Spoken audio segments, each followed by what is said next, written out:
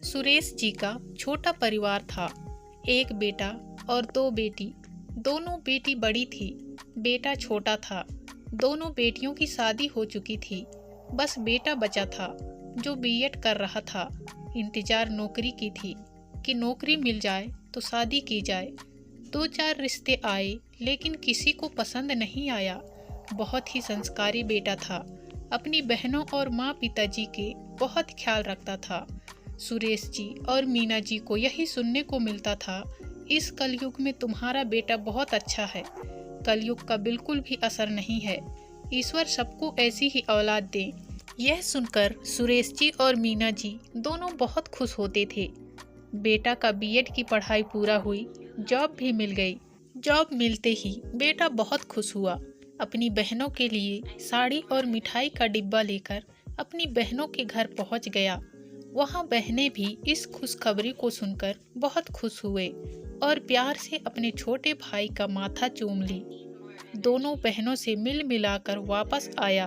तीनों लोग एक दूसरे के बिना ना ही चाय पीते थे, ना ही खाना खाते थे। सब कुछ बहुत ही अच्छे से चल रहा था। यह परिवार का प्यार होता है, एक दूसरे का सम्मान होता है। बेटा की नौकरी लगते ही रिश्तों की लाइन लग गई। रोज कोई न कोई रिश्ता आता था। माँ की इच्छा थी कि नौकरी पेशा लड़की हो तो कर लूंगी। कुछ तो नौकरी पेशा ही थी, कुछ बिना नौकरी की थी। कोई बहुत बड़े घर की, कोई छोटे घर से। खैर एक रिश्ता माँ पिताजी को अच्छा लगा। उसी रिश्ते को आगे बढ़ाने के लिए विचार किया। लड़की भी टीचर थी, लड़की भी अच्छी थी। एक टीचर के तौर पर सब्र भी था।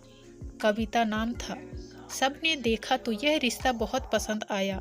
शादी तय हो गई। कुछ महीने बाद शादी हुई। कविता भी अपने मन में बहुत सारे सपनों को संजोए थी।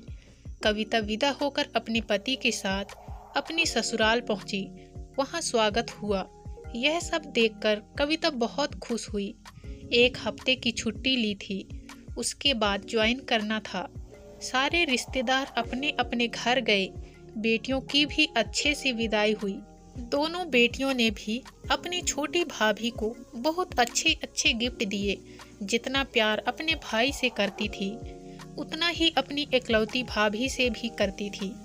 एक हफ्ते बाद कविता को स्कूल जाना था, तो जल्दी जल्दी जितना हो सकता था उतना काम करके अपना लंच बॉक्स और अपने पति का लेकर दोनों एक साथ ही निकल गए। यह मीना जी को बुरा लगने लगा कि बहू तो आधा अधूरा काम करके निकल जाती है। कोई नहीं, मुझे भी अच्छा लगता है, मेरी आदत भी तो है। बाकी काम घर चमका कर रखती थी, बाकी का काम खुद करना पड़ता था।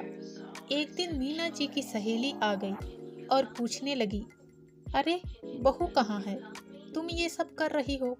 मीना जी ने बताया कि वो जॉब करती है, एक हफ्ते की छुट्टी ली थी, आज ही से ज्वाइन की है। बहुत अच्छी है, जितना हो पाया उतना करके गई है, बाकी मैं कर लूँगी। आखिर आज तक तो मैं ही करती आई हूँ।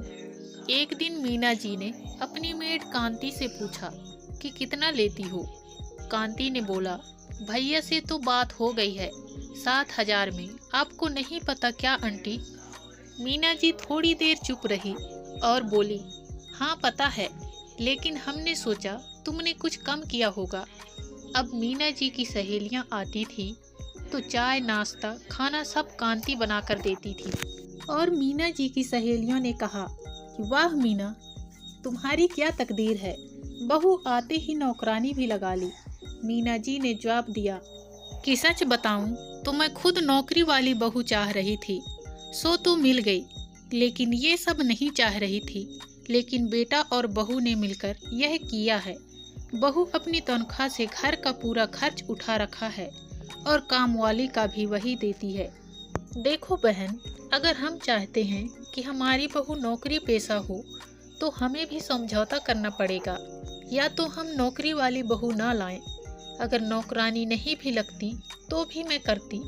इस घर के काम केवल बहू के नाम थोड़ी लिखा है। इस घर में जितने लोग रहते हैं उन सबकी जिम्मेदारी होती है। एक दिन थोड़ा मुझे बुरा लगा, लेकिन बेटे ने समझाया तो मुझे समझ में आ गया। तब से मैंने कभी भी बहू का विरोध नहीं किया। विरोध करना भी नहीं चाहिए। 4 दिन की जिंदगी है, इसमें जितना हंस खेल लो वही बहुत है। कल किसने देखा है।